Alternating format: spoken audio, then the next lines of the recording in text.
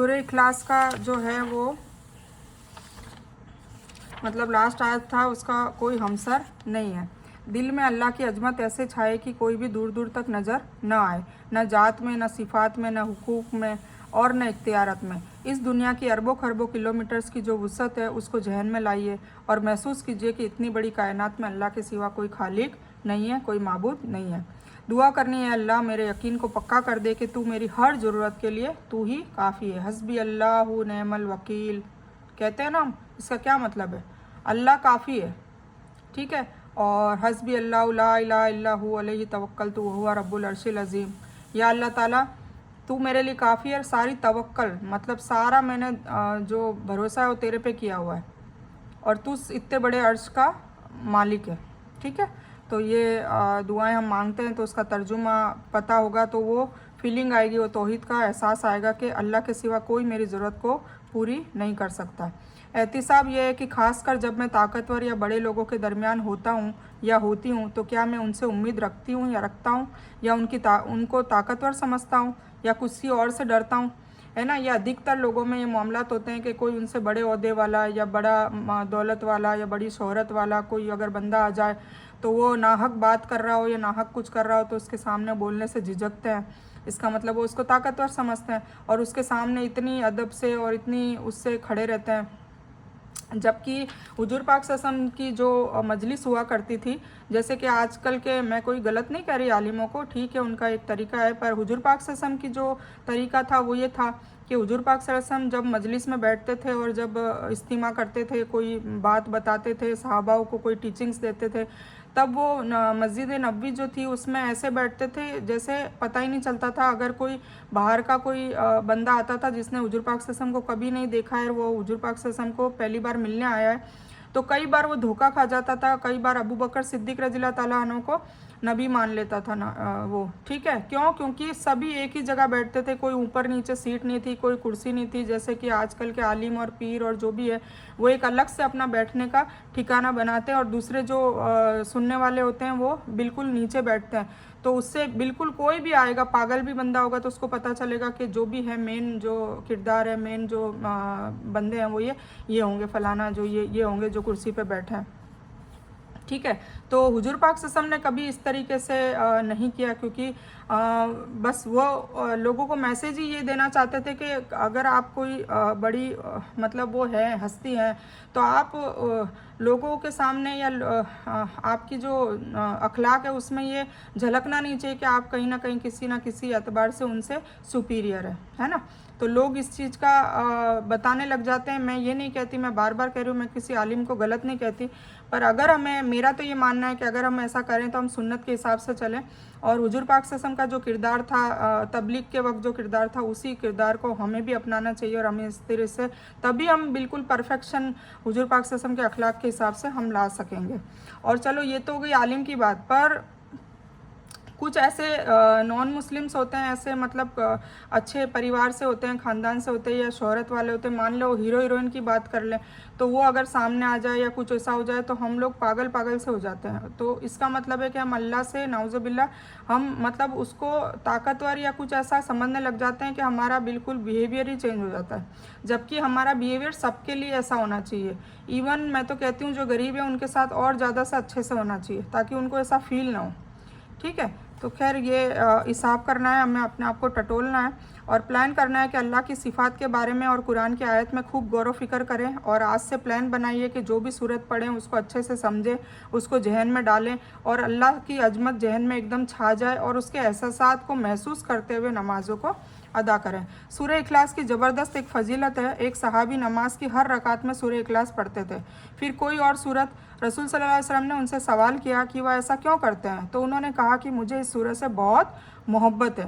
रसूल सल्लल्लाहु अलैहि वसल्लम ने फरमाया, इस सूरत से तुम्हारी मोहब्बत ने तुम्हें जन्नत में दाखिल कर दिया है। तिरमिज़ी और बुखारी दोनों में हदीस है।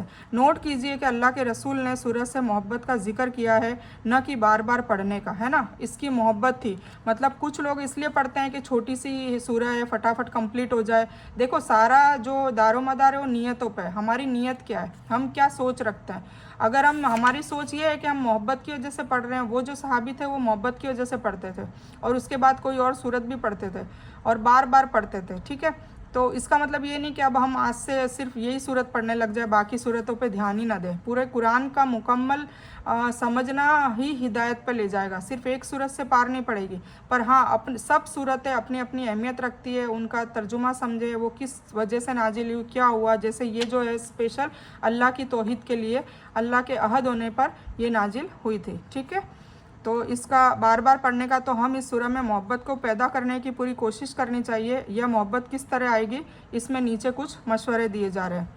सबसे पहला तो ये कि शिर्क की और दूसरे गुमराहियों की गंदगी और परेशान हाली पर गौर कीजिए और अल्लाह का शुक्र कीजिए कि उसकी साफ़, पाक और सच्ची बात हम तक पहुंचा दी कि इस कायनात का मालिक कौन है, कैसा है और वह हमसे क्या चाहता है। ठीक है, अगर मुझे यह पैगाम न मिलता तो मैं ख्यालात की गंदगी और गुमराही के ढेर में लड़ता रहता या लड़ती रहती, या परेशान रहता या परेशान रहती। इसलिए कोशिश कीजिए कि तौहीद की इस सूरत को पढ़ते वक्त दिल शौक़, मोहब्बत और अज़मत से भरा रहे। ठीक है, तो सबसे पहले तो हमें शिर्क को निकालना चाहिए और अल्लाह का शुक्र अदा करें कि आज आप उन अरबों खरबों लोगों में से हैं जो कोई बाज़ार में घूम रहा होगा इस वक्त, कोई नौज़ुबिल्ला फिल्म देख रहा होगा, थिएटर में होगा, कोई क्या कर रहा होगा, कोई चोरी कर रहा होगा, कोई क्या कर रहा होगा। आप ये अपने आप को अल्लाह ताला का ये भी शुक्र अदा करें कि आप इस वक्त कुल्लुल्लात को समझ रहे हैं, उन ग्रुप्स के अंदर है। तो अल्लाह का शुक्र अदा करें और आज से ये ख्यालात की गंदगी बिल्कुल अपने दिलो दिमाग से निकालिए। अगर किसी शख्स से आप पहली बार मिले, तारुफ शुरू हो और अगर उसके रिश्तेदार कोई वजीर, मशहूर खिलाड़ी, बहुत बड़े ऑफिसर या ताजिर वगैरह हो तो वह किसी ना किसी के बहाने उनका जिक्र ज़रूर करते हैं ना, कि फ़लाना मेरा जो दोस्त है वो बहुत बड़ा खिलाड़ी है, या फ़लाना मेरा मतलब सलमान खान मेरा रिश्तेदार है, या शाहरुख खान मेरा रिश्तेदार है, या कोई IAS ऑफिसर है वो मेरा बेटे का दोस्त है या बेटा है, या तो हम उसका जिक्र करते ही करते हैं। ठीक है, तो ये तारुफ जब शुरू हो जाता है, अगर उसके रिश्तेदार कोई बड़े शख्सियत होते हैं तो वह किसी न किसी बहाने उनका जिक्र ज़रूर कर देगा, और वह भी खुशी, बहुत बड़े ऑफिसर या ताजिर वगैरह हो तो वह, और मोहब्बत से, और मेरे चाचा वजीर है, मेरे भाई फला से ऑफिसर है वगैरह वगैरह। तो याद रखिए अल्लाह तो हमारा और खालिक है, राज़िक है, रब है और सबसे बढ़कर मोहसिन है। तो वह हमको मुसलसल जब देता रहता है तो वह हमसे कोई मुआवजा भी नहीं मांगता और इतनी ज़्यादा मोहब्बत भी करता है। फिर क्यों ना हम इसका जिक्र बार बार करें, फिर हम क्यों हमारी बातों में अल्लाह का तारुफ नहीं करते, अल्लाह की बड़ाई बयान नहीं करते। हमारे जिक्र में तो अल्लाह आना चाहिए। अल्लाह एक बार फरमाता भी है कि 2 बंदे बात करो तो उसमें मेरा जिक्र आना चाहिए, पर हम क्या करते हैं, हम या तो ये ऐसी कोई बात कर लेते हैं या फिर उस बंदे की गिबतें करने लग जाते हैं।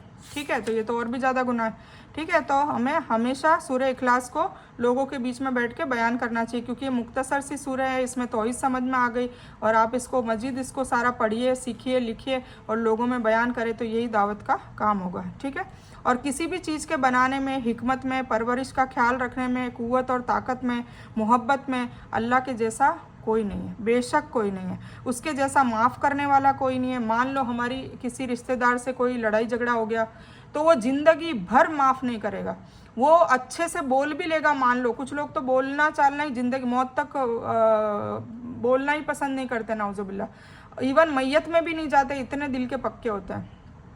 तो हम इंसानों से क्या तवक्को कर सकते हैं। और जब लड़ाई झगड़ा हो गया, उसने माफ़ी मांग ली, सुलह हो गई, तो दिल में कहीं ना कहीं खटास फिर भी रखेंगे, और जब मौका आएगा तो ताना सुना देंगे, तूने उस दिन उस वक्त ऐसा करा था, तूने उस दिन उस वक्त ऐसा करा था। खुद की गलती उनको याद नहीं रहेगी। कभी लड़ाई झगड़ा होगा तो दोनों तरफ से होता है, एक तरफ से नहीं होता है ना। तो उसके बावजूद भी इंसान इतना वो होता है, जबकि इतने खास रिलेशन में होता है, अच्छे खास उनका आपस में रिश्ता होता है, पर वो माफ़ नहीं करता। तो हमारा अल्लाह कितना अच्छा है, हमारा अल्लाह तो 10 बार, हज़ारों बार गुनाह करते हुए भी हमें माफ़ करता है। और उसे पसंद है जब एक मोमिन बंदा अल्लाह को पुकारता है तो अल्लाह 1 बार लब्बैक कहता है, और जब कोई गुनहगार बंदा अल्लाह को पुकारता है तो अल्लाह 3 बार लब्बैक कहता है। उसको और ज़्यादा खुशी होती है कि देखो मेरा गुनाहगार बंदा जो था मेरे से हट गया था, अब वापस रुजू हो रहा है, वापस मेरी तरफ आ रहा है। तो कितना हमें प्यार करता है, सोचिए। और कितनी मोहलत दे रखी है कि मरने के 1 सेकंड पहले भी हम तौबा कर लेंगे तो माफ़ कर दिए जाएंगे, और फिर उसके बाद इतने बड़े बड़े इनामात, जन्नत में महल। तो ये सब सोचने की बात है। तो हम क्यों अल्लाह से फिर इतना मोहब्बत नहीं करते, या हमारे हमारे जो मजलिसें होती है, महफिलें होती है, उसमें ये तस्कीरा क्यों नहीं हम करते, अल्लाह की तारीफ़ क्यों बयान नहीं करते, अल्लाह की सिफ़तें क्यों बयान नहीं करते, कुरान की आयतों को क्यों कोट करके नहीं बताते, हुजूर पाक सल्लल्लाहु अलैहि वसल्लम की हदीसों को क्यों नहीं बताते, जिससे मुआशरा में सुधार आए, समाज में सुधार आए, सोसाइटी में बदलाव आए, चेंज आए। वैसी बातें हमें करनी चाहिए, पर हम फिजूल की बातें करते हैं। शादियों में क्या, कोई महफिल में क्या, सब जगह फिजूल की टाइम पास वाली बातें करते हैं, पॉलिटिशियन की बातें करते हैं, और कुछ बातें नहीं करेंगे तो किसी की तेरी मेरी और गिबत करने वाली बातों में हम टाइम उसको बिता देते हैं, और फिर हम आराम से मस्ती से सुकून से सो जाते हैं। तो ये गौर फिक्र करने की ज़रूरत है। तो इसमें हमें वलम यकुन लहू कुफुअन अहद, ये जो आयत है, इससे हमें हिकमत मिलती है कि किसी भी चीज़ के बनाने में, हिकमत में, परवरिश का ख्याल रखने में, क़ुव्वत और ताकत में, मोहब्बत में अल्लाह के जैसा कोई नहीं है, उसके जैसा माफ़ करने वाला भी कोई नहीं है। लोग फिसलने और गिरने वालों को पसंद नहीं करते, बट अल्लाह माफ़ करने को पसंद करता है, ठीक है। उसके जैसा देने वाला भी कोई नहीं है ना। लोग अगर कोई एक बार कुछ एहसान कर देते हैं तो ये भी जब भी मौका पड़ेगा तो वो भूलते नहीं है, मैंने तेरे पे इतना एहसान किया, मैंने तेरे पर इतना एहसान किया। तो एहसानों के तले इंसान को गाड़ देते हैं, उसके ज़मीर को चूर चूर कर देते हैं एहसान करके।